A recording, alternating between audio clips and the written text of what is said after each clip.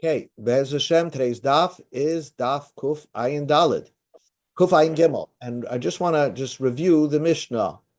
Okay, uh, here we go. Mishnah is discussing over here. Just a Mishnah which is on daf Kuf Ayin Beis. The Mishnah said, let's say you have two people in the same city. Okay, two people. Hi, Steve. We just began.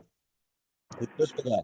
The Mishnah, today's daf is Daf Kuf Ayin Gimel. Just to review the Mishnah on Daf Kuf Ayin Beis Amud Aleph, the Mishnah said you have two people who live in one city, have they share the same name, Yosef ben Shimon, and the guy and the other guy is also named Yosef ben Shimon. So the Mishnah says, "Ein yecholim lahotzi shtar choiv ze al zeh."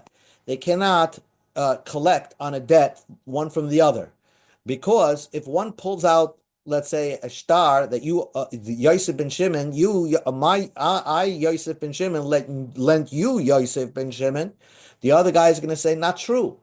I was the one that lent you and gave you back the star. I gave you back the star because you paid me.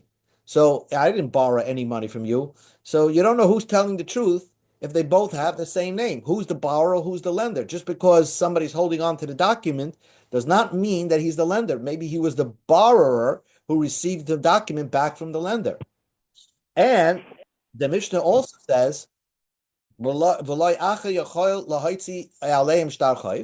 nobody can collect the debt from them, because if a regular guy, Reuven, says to Yosef ben Shimon, you owe me money, the guy's going to say, I'm not the Yosef ben Shimon in this document, it's the other Yosef ben Shimon. So that's the problem. It's a problem to have the same name as somebody else in the city. So, but the Mishnah does say this Yosef ben Shimon pull out a document against somebody else. If a guy says Yosef ben Shimon and he pulls out a document against somebody else, the Mishnah would hold that he could collect on a debt. Because what are you going to say to if you're the borrower and this Yosef ben Shimon pulls a document and says you owe me money? You can't say, oh, I borrowed from the other Yosef ben Shimon. Because if that's the case, what's this guy holding on to a document that says you owe him money? He obviously didn't find it. So now we begin the Mishnah. That we begin on Daf Kuf Ayin Gimel Amud Aleph. And basically, what we're going to learn over here is, we just discussed the Mishnah, but we're going to bring a Brisa. The Brisa is going to say that not only that, they just like they can't collect from another, the Brisa says we also can't collect from a strange person. So that's a disagreement from our Mishnah. So let's read it inside. That we learned in our Mishnah, our Brisa. Just like they can't. Two Yosef ben Shimons cannot collect the debt from each other because you don't know who the lender and who the borrower is. So also, you can't, they can't collect from somebody else.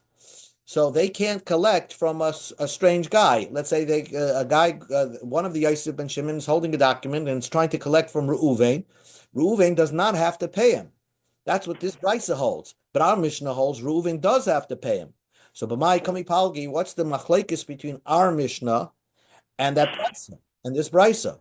Answers the Gemara, ba'oisius niknes b'mesira kami palgi. They're arguing whether if a document could be acquired by transferring it.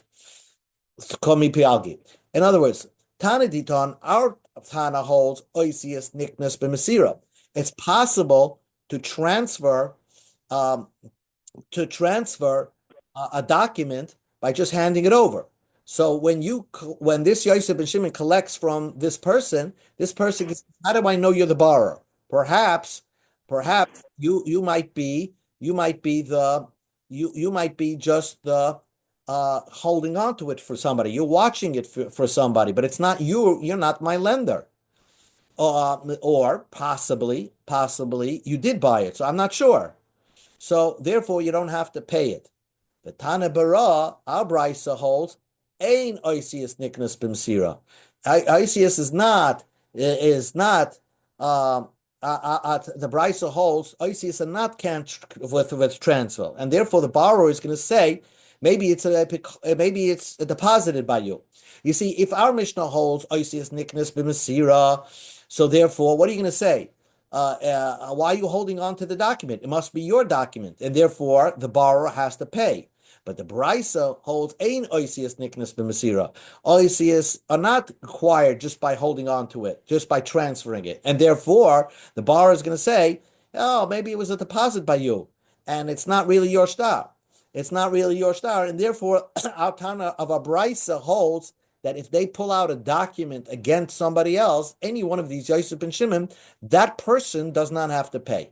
Because he doesn't sure if that person, that Yosef and Shimon, is just holding on to a real document or he's holding on to a bikadon. It's not really his document. He's just holding it on. He's holding it for the other Yosef and Shimon.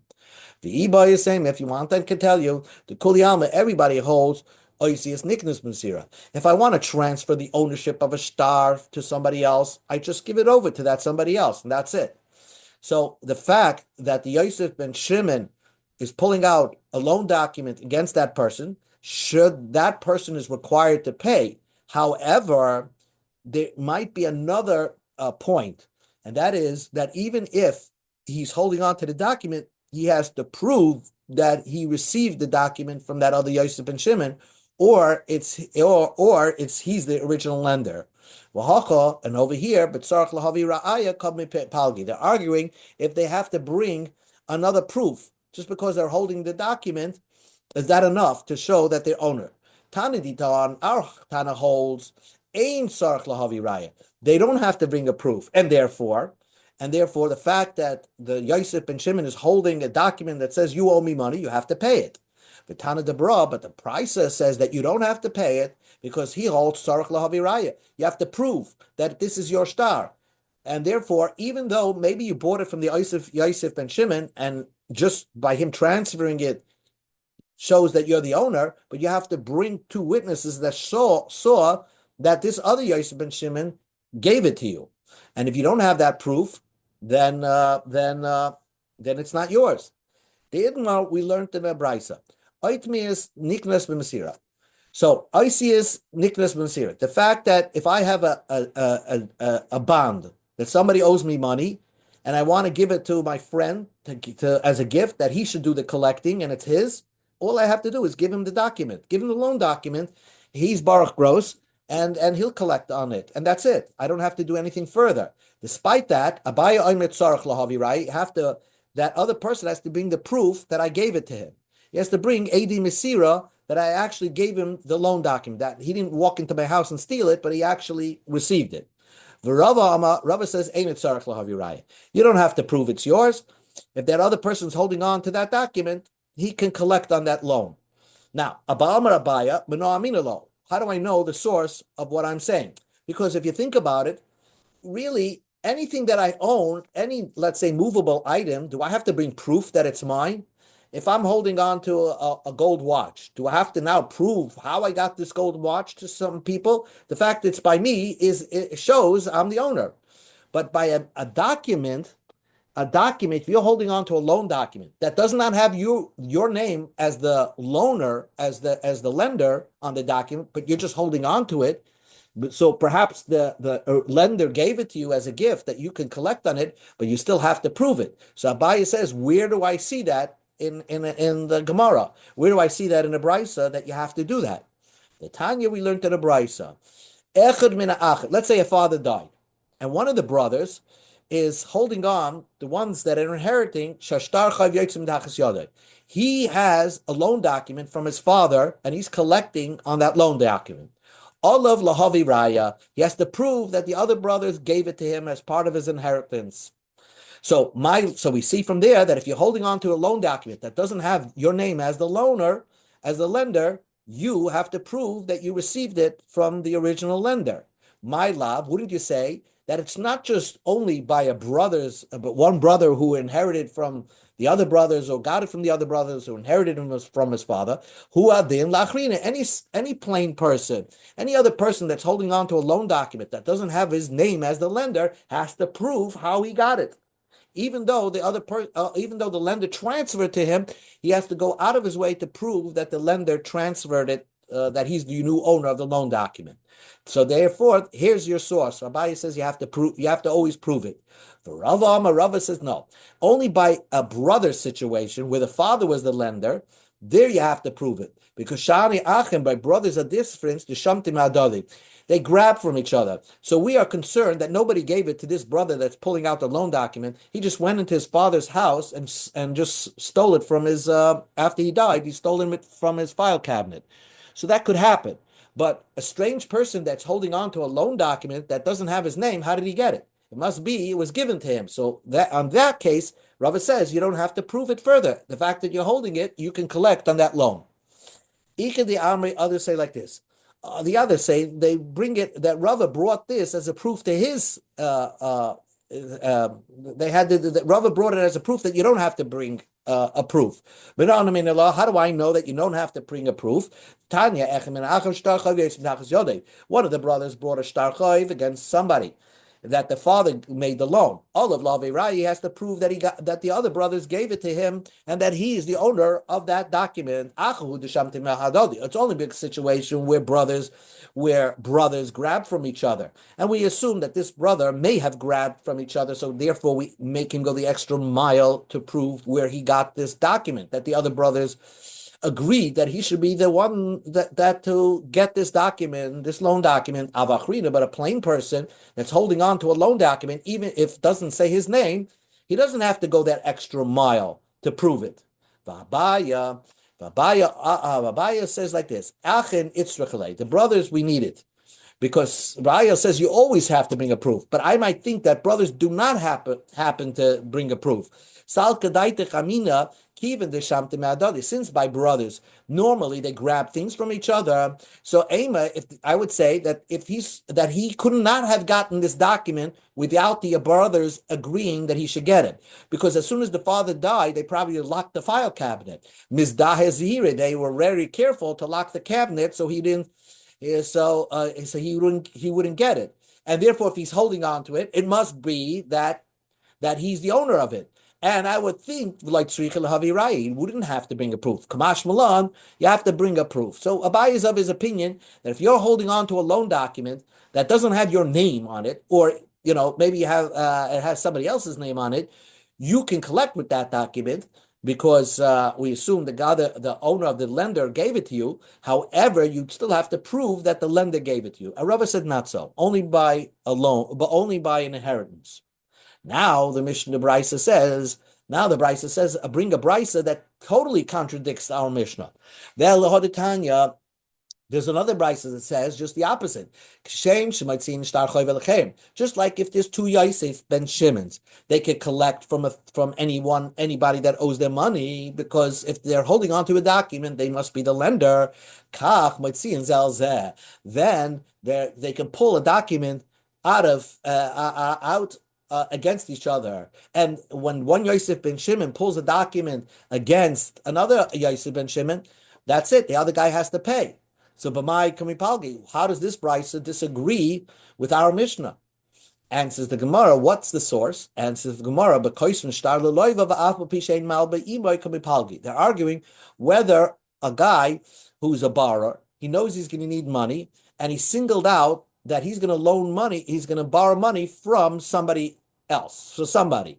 And therefore, sometimes he would want to write a loan document, even though he didn't make the loan yet, so he could approach the lender and say, please lend me money. If the lender says, I would love to lend you money, but I don't have my scribe with me to write up a document, he'll say, I already prepared a document that I borrowed money from you.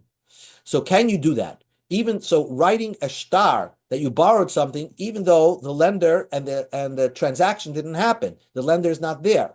Tana Didan, our Tana holds,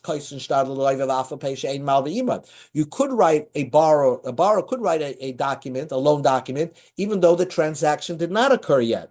But now, if you do that, then a serious problem can happen if there are two people with the same names. Because Dilma, the Ozil Gabi Safa Sahadi, the Amalahu, Kisvili Star, the Bein Lamezov, Yosef Ben Shimon Chaveri. Right, one of the Yosef Ben Shimons is going to go and say to the scribe, please write me a document that I am going to borrow from this my namesake, the same guy who has the same name as me in the city, and his name is Yosef Ben Shimon, and let me borrow money from him.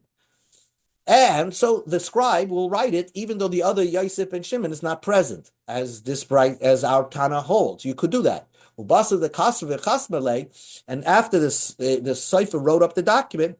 Nikita Leva Amalei, and then he's going to go. Havli made He's going to go to the other Ben Yosef Ben Shimon and says, I lent you money. See, I have a document. Therefore, we do not allow two Yosef Ben Shimons to pull out documents against each other because of this problem. That maybe the document was written when he wasn't present. Tana de Brasava, the Tana de Braisa holds, you cannot write a document, a loan document to a borrower until the lender is present. So therefore, this problem can never happen because whoever was holding on to the document, he was the lender, and they were both present when the document was written up. Now, the Mishnah says,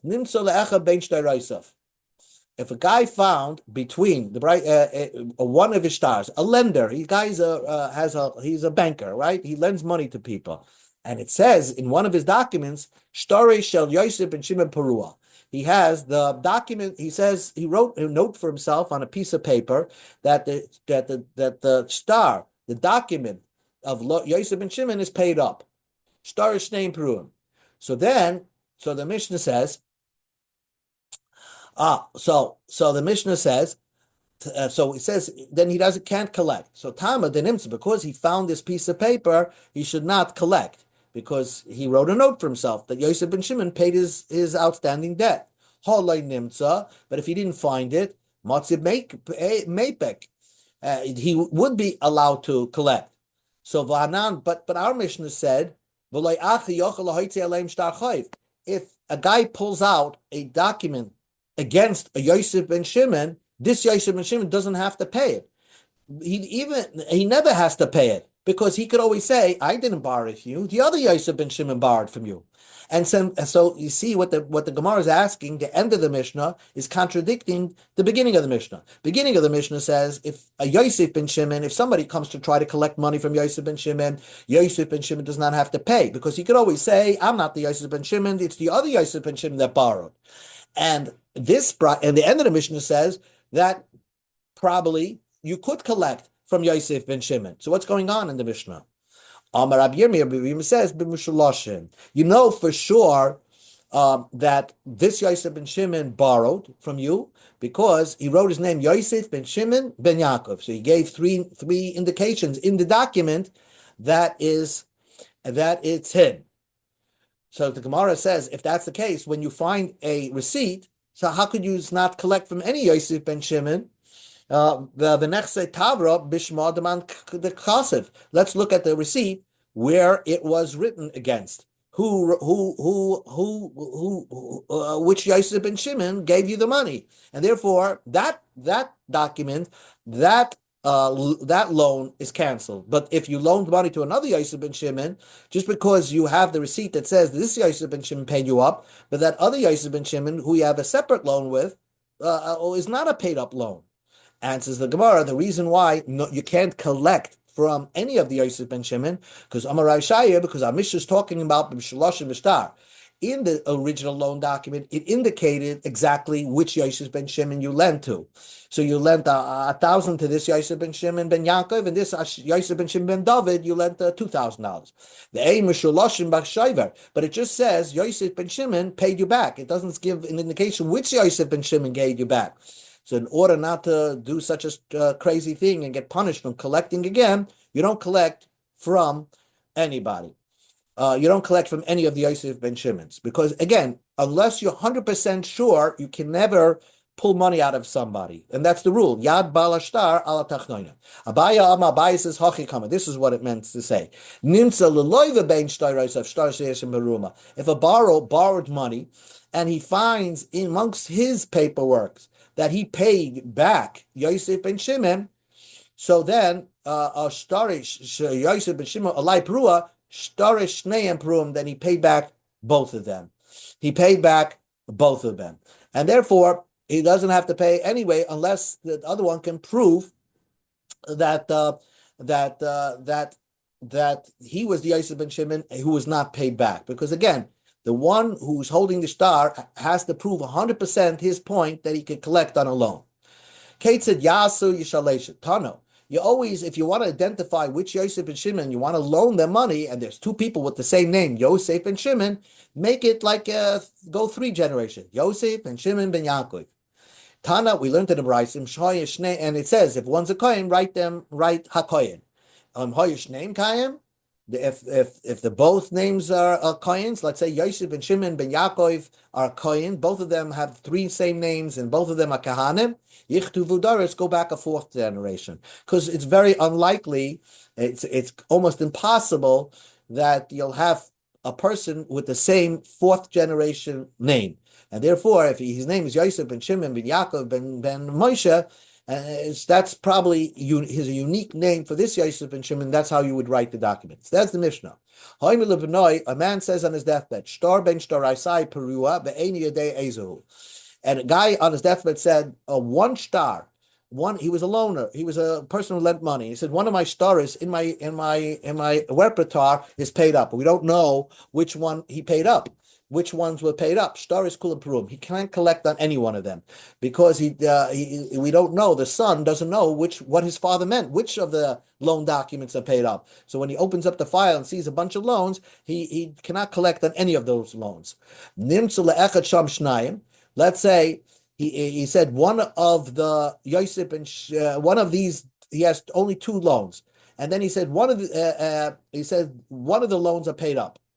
So then, which loan is paid up? So you assume Hagadol Perua, the big loan is paid up, Bakotenene Perua, and the small loan is not paid up. Because again, Yad Balashtar al Tachroina. Amar Rava. Rava said, Shtar Lecha Biyadi Perua, Hagadol Perua, Bakoten Ene Perua. If a guy says the shtar in your hand is paid up, then the shtar that you that you owe me money, that means the loan document that I'm holding on to it. And let's say the guy is holding on to 2 loan documents. So we assume Hagadol Perua, the larger loan is paid up, Bakoten Eine Perua, and the smaller loan is not paid up. But if he said Choiv Lecha Biyadei Perua, the outstanding debt that you have is paid up. So shtar is kulam peruim. Then the borrower, can assume that everything is paid up because when you say choiv, you meant all debts. Let's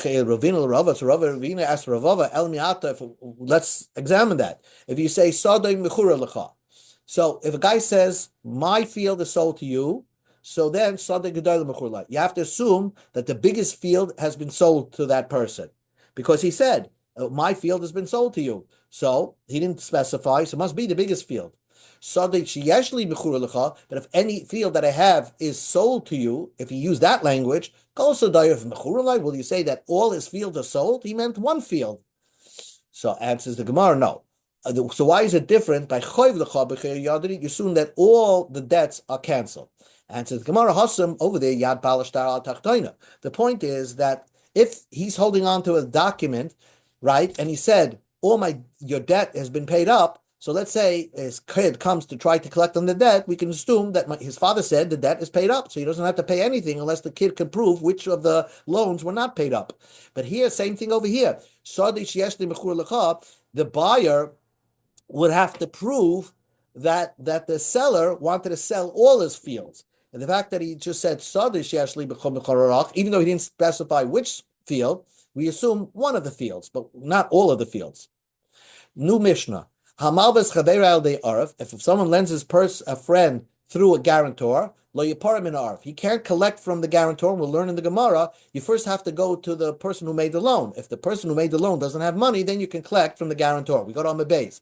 But if on the loan document it says if that I can get paid back from whoever I want, you could go to the guarantor first. Rab Shimon ben Gamliel says, even if the borrower has possessions, no matter what, even if there's a condition says that in the document that you can collect from the guarantor, if the borrower has money, you should collect first from the borrower. Let's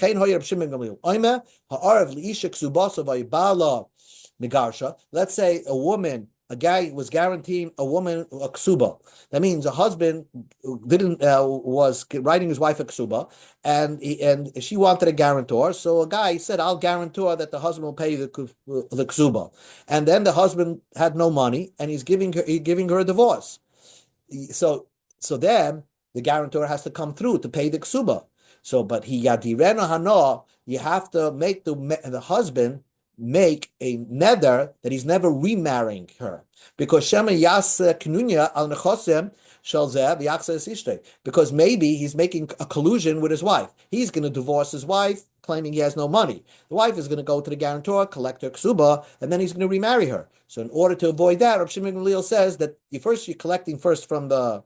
If the husband has no money, you collect from the guarantor, but the guarantor can force the husband to make a neder. He'll never retake his wife to prevent the fraud. So the Gemara says another minute or two. My Tama, Rabba Rav Yosef Damar Tavaya Gavra Ashlimis Gavra Ashlimilach. The Gemara thought that you can't go to you don't collect from the Arev is because that the only time a person takes a guarantor is only in case the guy died. As long as the lender is still around, you can collect. You never collect from the guarantor. That's a Persian din. That has nothing to do with Jewish law. A guarantor is in case the person has no money. You go towards the guarantor only if the guy doesn't have money, not that if he's dead. It's meant to say that your interpretation of the Mishnah is like the Bezdin of Persians that have no reason for what they're saying. Nothing makes sense over there. So again, the Gemara is just explaining the Mishnah, but I explained it already the way the Gemara explained it. Elamar of Nachman, Milo Yaparman Arv. What does the Mishnah mean? Don't collect from the guarantor. Lo yitva arv tchila. You don't collect from the guarantor first. You first try to collect from the borrower. If he has no money, then you go to the guarantor. If you borrow against the guarantor, don't collect from the guarantor first. But if you say, I can, on condition I can collect from whoever I want, then you can collect from the guarantor first. Okay, we're going to continue this tomorrow. We just have a quick Gemara for the source in the Torah of the concept of a financial guarantor. So we'll see more about that tomorrow. So we'll end off with here, Amar Rav Huna. Oh, thank you. Okay.